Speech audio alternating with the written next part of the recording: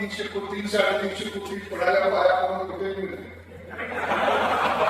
त्यावेळेची परिस्थिती मालक सांगायची विठ्ठल सरकार उभा करताना या तालुक्यात 1 लाख टन ऊसाची सुद्धा नोंद असायची आणि 1.25 लाख 1,50,000 टन ऊस असल्याशिवाय लायसन्स मिळत नव्हतं.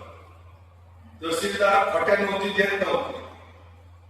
अशा वेळेस गावोगाव जाऊन ऊसाच्या नोंदी करण्यापासूनच काम त्या जुन्या पिढीने केले. पैसे जमत नव्हते. आज सहज 300 कोटी 350 कोटी पडायला पाया करून कुठे मिळते त्या विठ्ठल सरकार उभा करताना 7 लाख जमले नाही, 12 लाख कमी पडले.